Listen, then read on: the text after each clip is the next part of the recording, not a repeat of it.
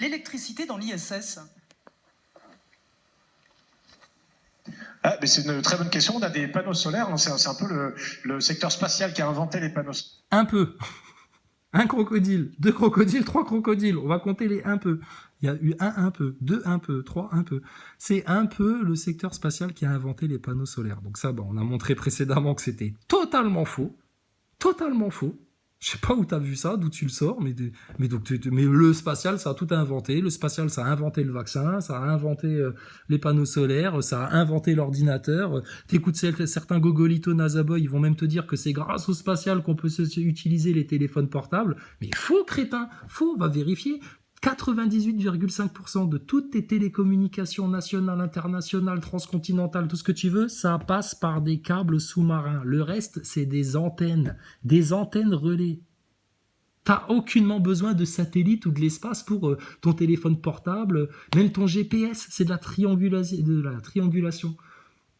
Tu n'as pas besoin. C'est nimp. Sinon, alors pourquoi quand je suis au fin fond de la Meuse, mon GPS il me met dans les choux là? Tu suis ton GPS, tu finis au milieu d'un champ.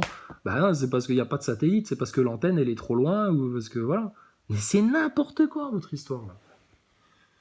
Putain, mais vous vivez dans le monde de l'illusion. Ça fait 3 ans qu'on vous le dit, pour certains encore plus longtemps, mais vous ne voulez pas l'entendre. Mais ça va vous tomber dessus. De toute façon, que tu le veuilles ou pas, le mur de briques va s'écrouler sur toi comme un collier de perles qui casse. Ça a commencé. Vous vous êtes déjà pris 2-3 briques dans la tête et vous ne comprenez pas. On va lâcher tout le sac. C'est pas grave. À l'époque, on a 120-140 kilowatts. Qu'est-ce que ça veut dire? Ça veut dire qu'on a à peu près l'équivalent d'une centaine de maisons, si je dis pas de bêtises, du moins la consommation, on va dire, moyenne. Bon, faudrait vérifier, faire le calcul, consommation moyenne d'un foyer français, d'une maison moyenne, etc. Mais bon, ça se trouve, il se plante. Mais bon, vu qu'il est astronaute, c'est comme un politicien, c'est comme un journaliste. À partir du moment où il a la bonne chemise, où, tu sais, quand on dit l'habit fait pas le moine, bah regarde-les, eux, ils ont l'habit, ils peuvent raconter n'importe quoi. Française, européenne, un petit village, donc pour nous, rien qu'avec des panneaux solaires, on est exposé au rayonnement du soleil de manière assez... Alors vous êtes exposé au rayonnement du soleil, etc., mais vous êtes aussi exposé à de nombreux déchets spatiaux, ou plutôt devrait-on dire des débris spatiaux, naturels ou artificiels. Mais alors, tes panneaux solaires, mon gars, ils devraient être en gruyère depuis le temps. En gruyère. Et pas juste, oh regardez, on a pris en photo une petite écaille sur le panneau solaire, ça s'est pris un grain de sable à 28 000 km/h, ça fait ça a légèrement endommagé le panneau solaire. Non, non, des trucs qui devraient être perforés, parce que vous êtes à de telles vitesses que les énergies qui sont développées, mon gars, va faire un comparatif avec le fameux Railgun, 7500 km/h le projectile, vous êtes à 28 000 km/h, tu te prends la moindre caillasse à cette vitesse-là, mais ton panneau solaire, il est coupé en deux, mon gaillard.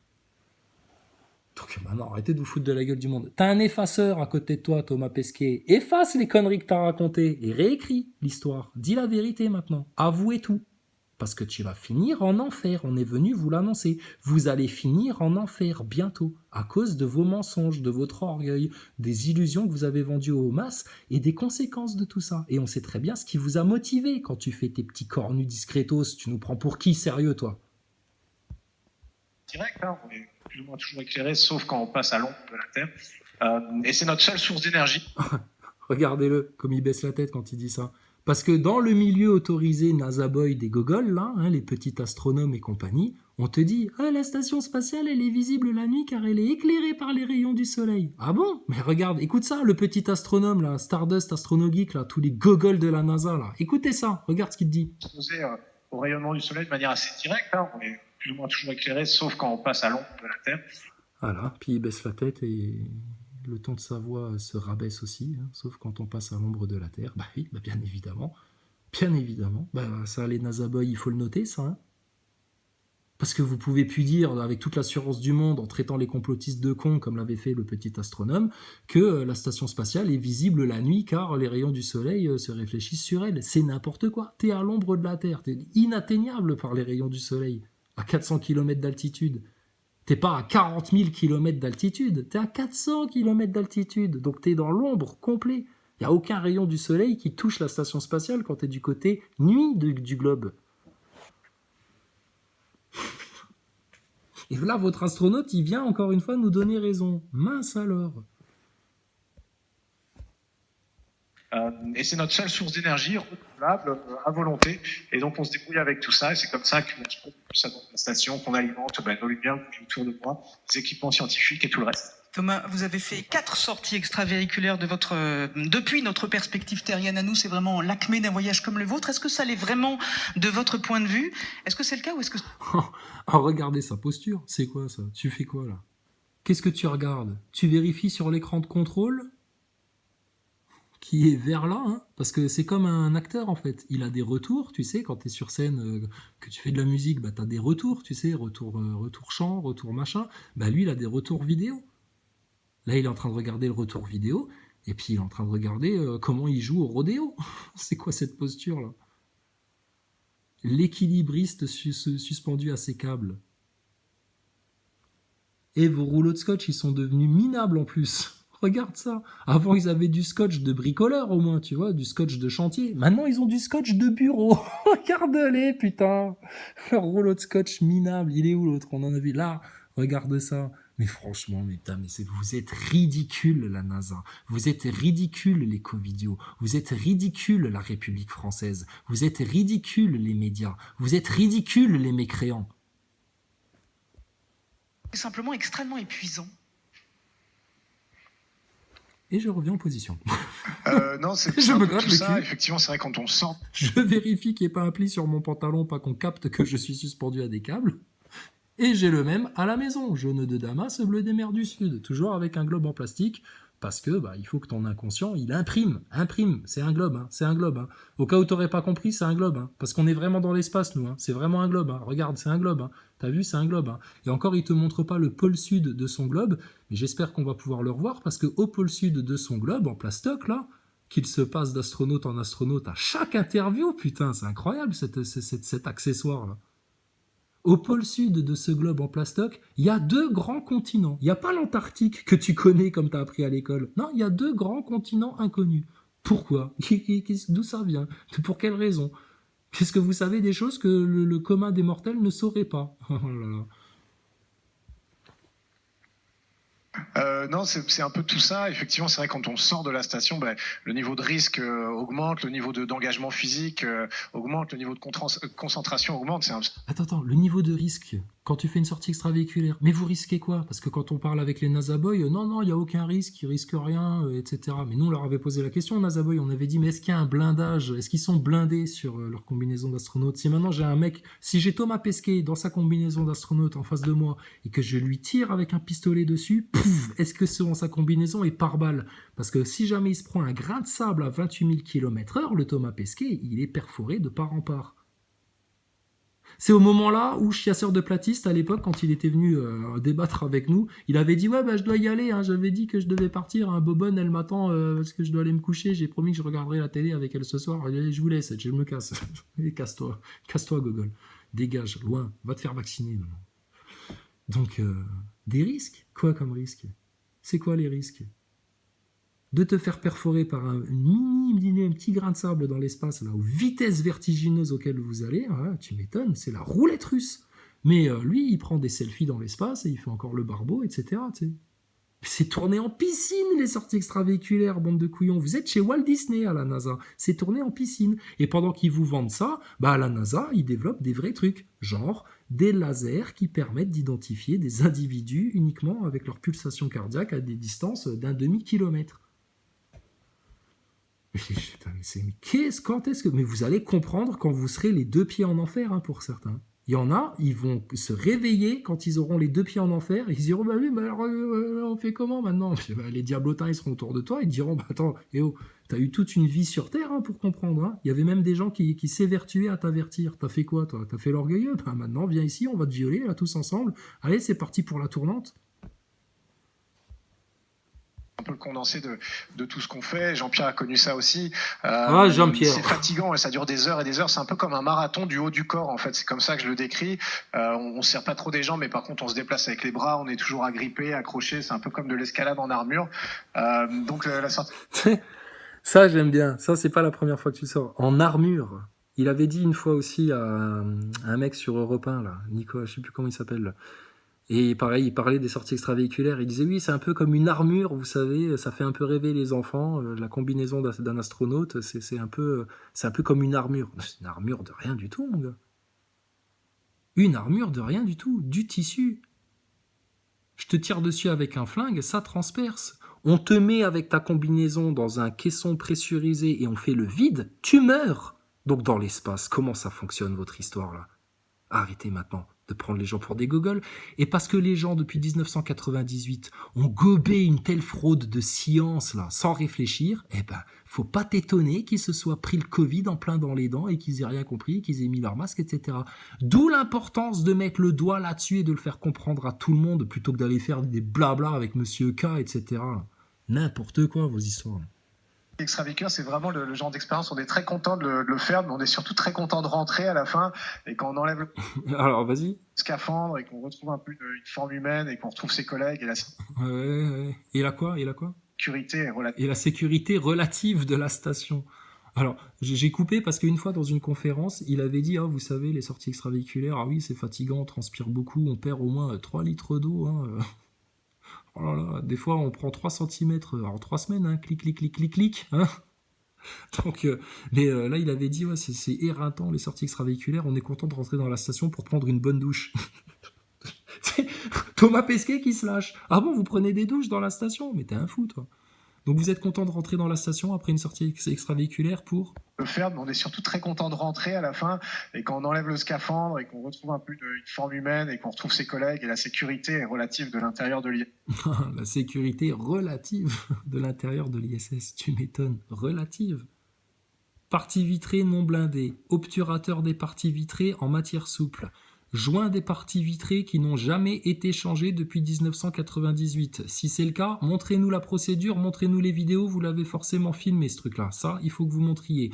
Ensuite, les rayonnements solaires à travers les parties vitrées qui sont non opaques. Ensuite, votre blindage inexistant comparativement aux vitesses vertigineuses de 28 000 km/h auxquelles vous transitez. Putain, mais... Ensuite, ce qui est extrêmement dangereux aussi dans votre système, là, vos chiottes.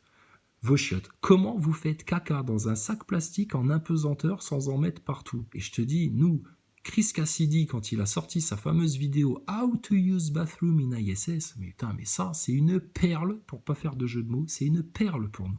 Et ça, que les NASA Boys sont même pas capables de comprendre, mais la grossière supercherie, là, on vous met la tête dans le chiotte, les NASA Boys. Vous avez la tête pleine de merde. Regarde-toi, t'as les cheveux qui collent, crétin. Et t'en es encore à dire non, ils sont dans l'espace pour de vrai. Putain, on va te la faire à l'algérienne. On va te remettre la tête dans le fond des chiottes. Tu comprends maintenant? Sac plastique, impesanteur, pas de système d'aspiration. Chris Cassidy, il pousse le sac à caca avec un bâton pousse-merde, semblable à cette barre bleue que tu vois accrochée au mur, sur laquelle ils ont collé un rouleau de scotch. Tu sais pas pourquoi faire. Emballer des cadeaux pour Noël, peut-être. Franchement, mais vous allez vous réveiller, bon sang. C'est pour vous, hein, nous ça va. C'est vous qui allez finir très, très, très, très mal. On continue. Eh ben, on est content d'être On est tous contents, Thomas, vous t'inquiète pas. avez dit, nous dit ce jeune garçon ou cette jeune fille, vous nous aviez dit que vous pouviez voir la dégradation. Jeune garçon, jeune fille, de toute façon, peu importe. Hein. On est à l'ère de la théorie du genre. Hein. On va même plus te demander ton sexe bientôt. Hein. On te dira numéro XB 275 25 K 45 B 972. Voilà. Bah oui, t'es vacciné, t'es une marchandise. On a foutre de ton nom, de ton prénom, du nom de tes parents, de ton sexe, ça c'est pipeau ça. Non, t'as un numéro maintenant. Bah oui, regarde avec le Bluetooth les gens vaccinés là. De la planète depuis l'ISS et ça intéresse énormément des gens qui nous écoutent ici. Avez-vous vu des différences, notamment en matière de pollution ou de réduction des glacés entre vos deux missions?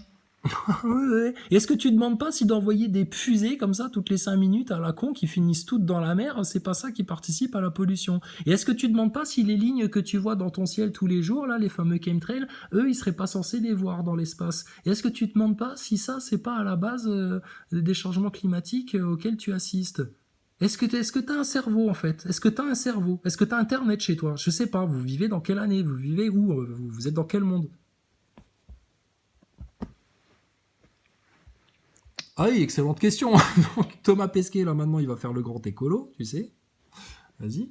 Alors, on a vu des différences, oui. Alors, faut se méfier, c'est difficile d'avoir un regard subjectif et de dire oh là là, ça change. Ce qu'il faut, Alors, c'est faire oh là là, Thomas, mais là il y a une grosse contradiction. Là, j'ai pas le temps de le faire, mais on pourra la chercher. Hein, l'interview où on te pose la même question, c'est toujours les mêmes questions qu'on te pose en fait. Hein. Puis c'est toujours, ça vient des enfants. Donc comme ça vient des enfants, on n'a rien le droit de dire. Mais les enfants, on a le droit de les masquer et de les piquer de force. Ça, y a pas de problème. Putain, mais quelle hypocrisie dans votre système.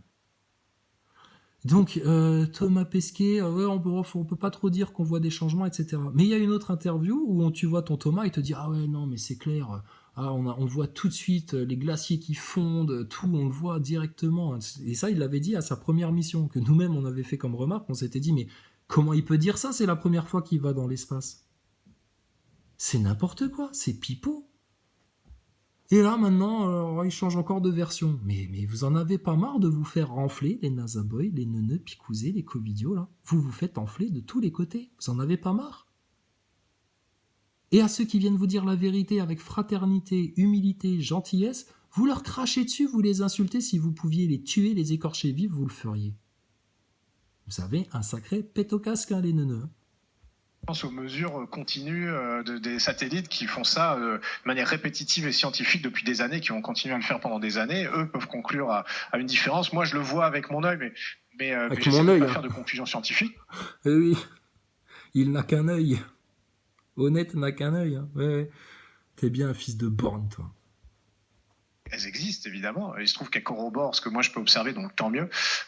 Mais c'est vrai qu'on a vu des changements. Les glaciers, c'est difficile à observer. Par contre, ce qu'on peut voir, c'est notamment l'augmentation de la fréquence des tempêtes. Alors, c'est vrai que c'est une mission d'été, cette fois-ci une mission d'hiver, mais on voit vraiment, je discute avec mes collègues qui sont expérimentés, on voit vraiment... tu vois, et puis cette manière qu'il a de plisser un petit peu les yeux comme ça pour faire genre, ouais, on vous parle de trucs précis et tout. Cette tirade-là, franchement, du grand art. Un grand acteur, Thomas. Pourquoi t'as fait astronaute? T'aurais pu être Alain Delon. T'as fait astronaute suspendu à des câbles avec les couilles serrées dans un harnais. Couillon. Hein. On a vu des chaînes d'ouragans dans l'Atlantique Sud, dans le golfe du Mexique, qu'on ne voyait pas auparavant. Donc ça, c'est une conséquence directe, malheureusement, du réchauffement climatique. Ah bah oui, c'est une conséquence directe du réchauffement climatique. Voilà, il fallait conclure. Et tu prends le goûter avec Greta Thunberg aussi quand tu rentres Non mais franchement... Greta Thunberg, c'est ta cousine, c'est pas possible. C'est une conséquence du réchauffement climatique. Point à la ligne. Si vous voulez plus d'informations, abonnez-vous à Davos Magazine et suivez la flèche, hein, suivez l'aiguille. Suivez l'aiguille. Thomas Pesquet, est-ce que vous observez régulièrement des chemtrails depuis la station spatiale dans l'atmosphère terrestre? Faudrait lui poser cette question-là. Thomas, est-ce que vous observez régulièrement des chemtrails dans l'atmosphère terrestre? Oh, vous savez, là j'aimerais bien voir ce qu'il va répondre. Ça, là, on se fendrait la gueule. On le sait, vous allez rentrer dans une quarantaine de jours. Patricia vous demande s'il faut du temps pour vous remettre et si vous appréhendez même votre retour. T'appréhendes de revenir sur les plateaux de télé où il y aura du public, des gens qui vont peut-être te poser des questions, il y aura peut-être un happening qui va t'arriver en pleine dent là?